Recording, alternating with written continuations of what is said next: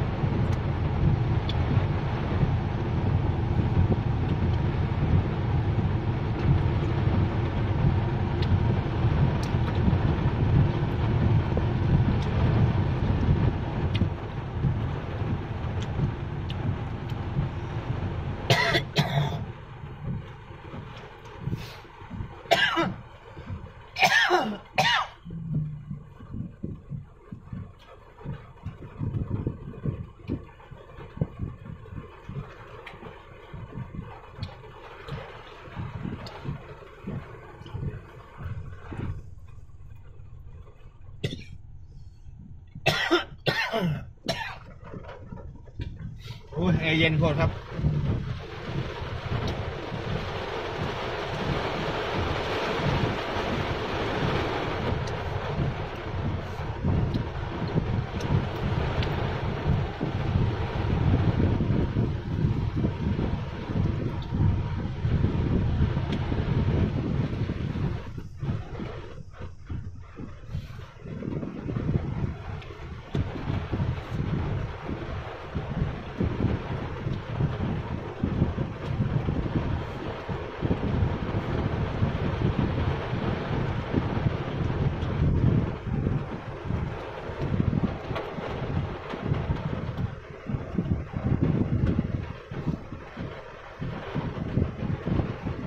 ฝนตกแค่หอดสวนตัวนี้ครับ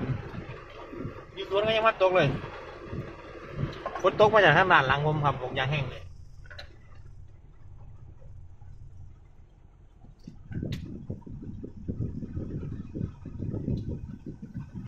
อู้ทางบ้านก็ตกแห้งครับคิดว่า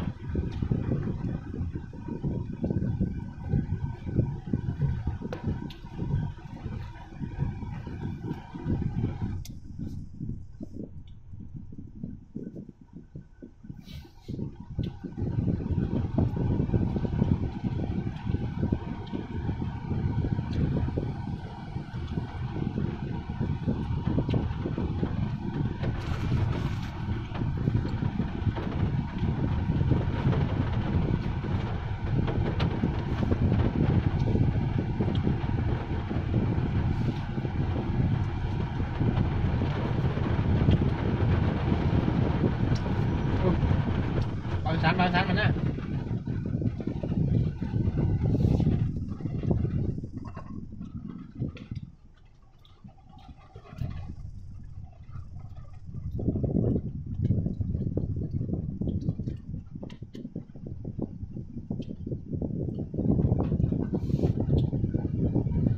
บางชั้น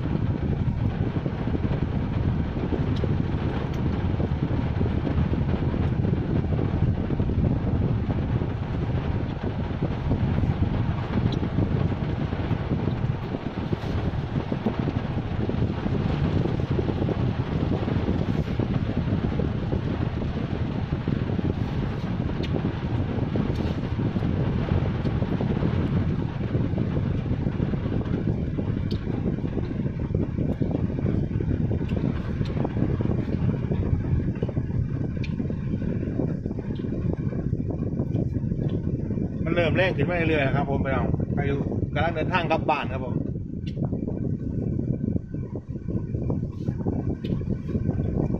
มองว่าอยู่บ้านสิบะตก4 ชั่วโมงมาหันอยู่สิขอ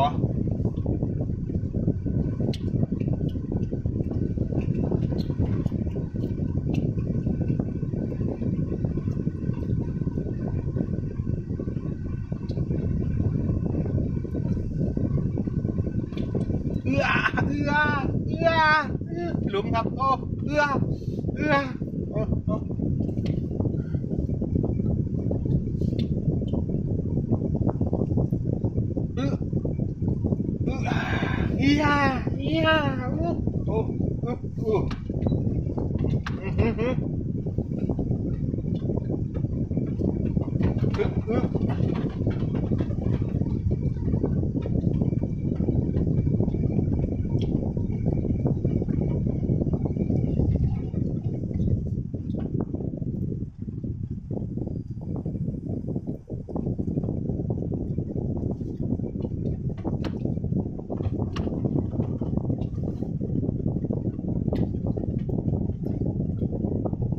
พอดีแล้วครับผมฝนตกมา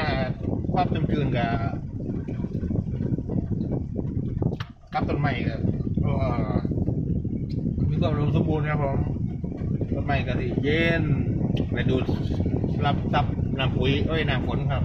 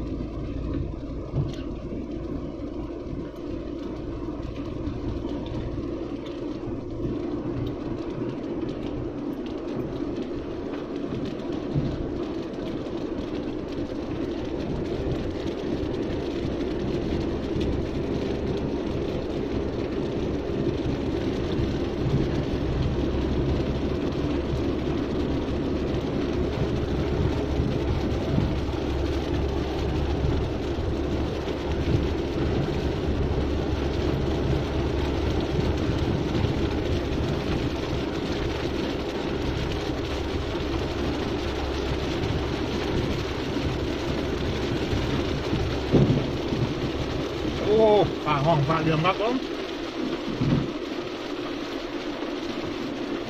รถกระแรนมาแรงอีกโอ้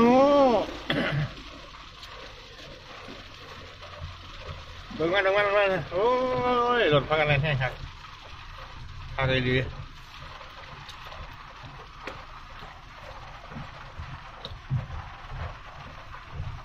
ฝนตกเกิดอุบัติเหตุกันย้อนเราเองสี่แยกแลนพักกันแลนหูเราตัดใหม่304นี่เป็นร้านมันครับผมไปรอข้างพันกระบาลร้านรับซื้อมันทมดินข้างหน้าก็เป็นของเสียเฮงครับผมตับแก่ใหญ่ครับผมแห่งกับบ้านตะเคียนเสียเฮง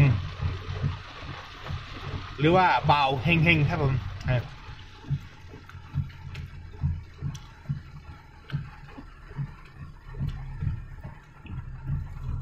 ลมถี่อลังการนี่ครับผมมโหฬารเลยลมถี่ไปขายวะไปขายดินบ่าวเฮง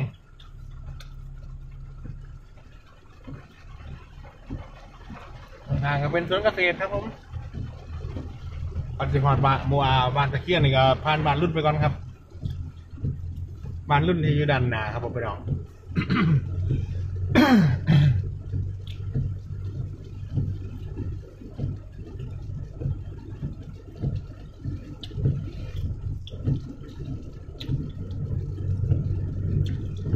ไม่ใช่บ้านน้องครับถ้าขี่รถกระบะจากหน้ามาบ้านครับผมก็ได้สิกลับบ้านบ่ได้อายุมันค่อยก่อโตขึ้นมาครับผมด้านหน้าก่อโตขึ้นมาแล้วให้มาพี่น้องมีโอกาสได้กลับอึ่งแล้วครับผมจับอึ่งจับกบจับเขียดกินตะปลาจับกบจับเขียดกินตะปลาครับพี่น้องเห็นไหมก็เลี้ยวขวาครับผมถ้าเลี้ยวซ้ายไปเป็นบ้านน้าเรื่องครับผมถ้าตรงไปก็เป็นบ้านเกิดผมครับผมบางขวัดเลี้ยวขวาไปครับผมนี่สี่แยกบ้านรุ่นเขา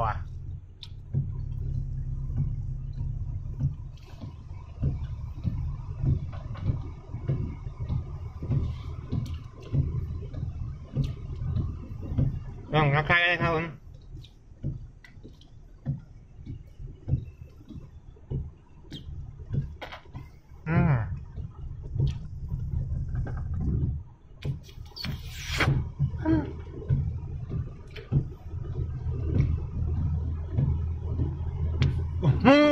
แจกเลยสวัสดีครับพี่น้องสวัสดีครับ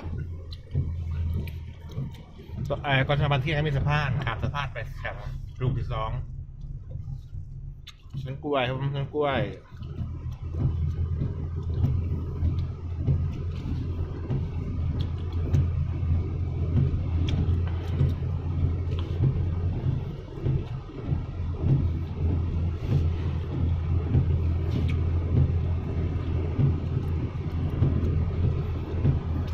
มีโอกาสครับผมพี่น้องมีโอกาสได้จับอึ่งจับกบจับเขียดครับผมจับปลานะเพราะว่ามันตั้งเข่าขึ้นมาแล้วครับพายุมันกำลังรวบรวมพลังกันกำลังก่อโตกันครับใกล้อยู่หอดบ้านแล้วครับ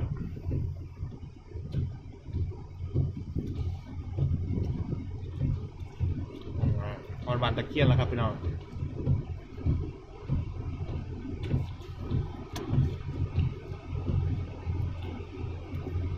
ไปครับไปหมู่บ้านตะเคียนหมู่1ที่เคารพรักทุกท่าน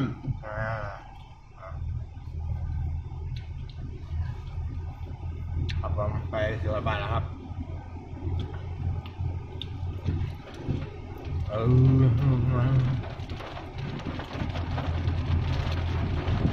ไปอยู่กอตัวแล้วครับ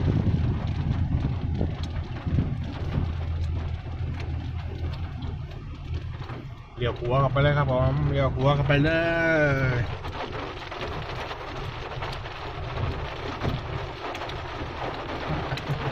ก็เลยครับผม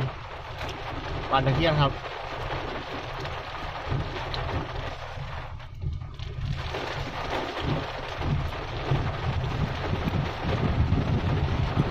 ไม่ว่าครับตะเคียนหมู่1จะมีรักหัวโดยผู้นำผู้ใหญ่บ้านครับผมหรือว่าผักสวนตัวกินได้ครับผมตะเคียนหมู่1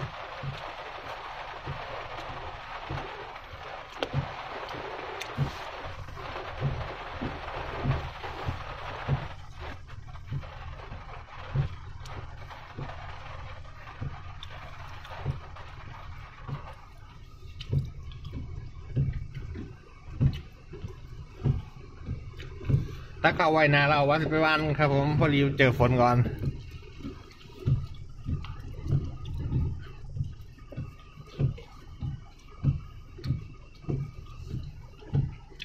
โอเคครับผมพี่น้องกลับบ้านยังสวัสดิภาพแล้วครับผม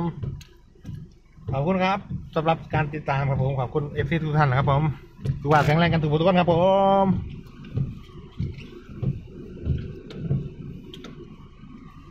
เขาให้เราฝนติดตกห้ามครับ